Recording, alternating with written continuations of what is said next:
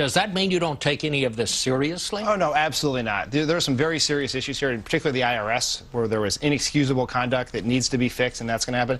The point that our Chief of Staff is making is that this is a Republican playbook here, which is try, when they don't have a positive agenda, to try to drag Washington into a swamp of partisan fishing expeditions, trumped-up hearings, and false allegations. We're not going to let that distract us and the president from actually doing the people's work and fighting for the middle class. You know, I don't want to compare this in any way to Watergate. I do not think this is Watergate by any stretch.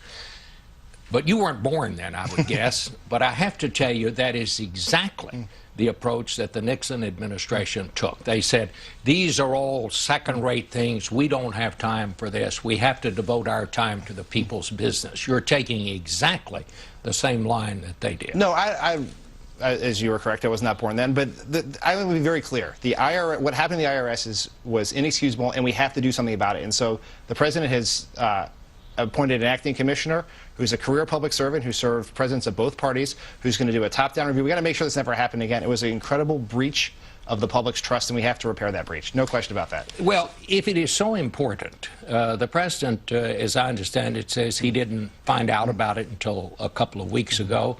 It is very difficult for me, Washington being Washington, to understand how the White House wouldn't have known something was up. The Treasury Department was informed. There was an investigation.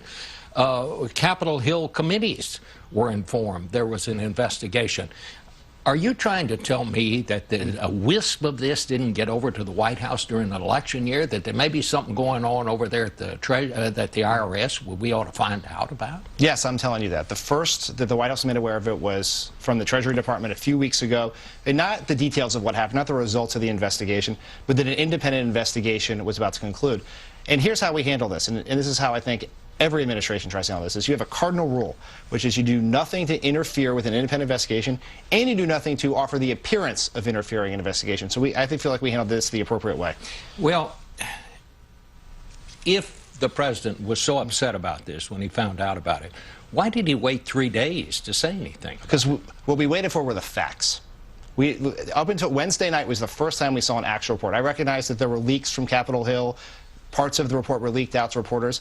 We got the report on Wednesday night because it's important to get out there fast, but it's important to get out there right. And so once we had the facts, within hours, the president had met with the Treasury Department, spoken to the nation, the acting IRS commissioner had resigned, and he had directed a set of steps to make sure this never happens again.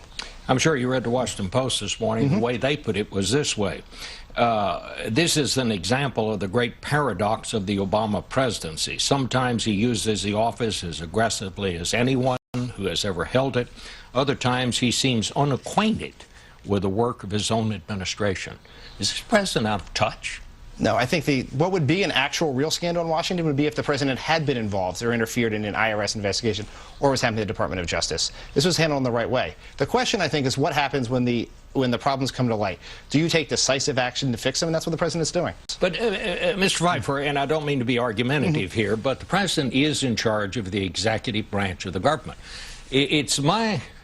I'll just make this as an assertion. When the executive branch does things right, there doesn't seem to be any hesitancy of the White House to take credit for that. When Osama bin Laden was killed, the president didn't waste any time getting out there and telling people about it. But with all of these things, when these things happen, you seem to send out officials many times who don't even seem to know what has happened. And I use as an example of that Susan Rice, who had no connection whatsoever to the events that took place in Benghazi, and yet she was sent out, appeared on this broadcast and other Sunday broadcasts 5 days after it happens. And I'm not here to get in an argument with you about who changed which word in the talking points and all that. The bottom line is what she told the American people that day bore no resemblance to what had happened on the ground in an incident where 4 Americans were killed.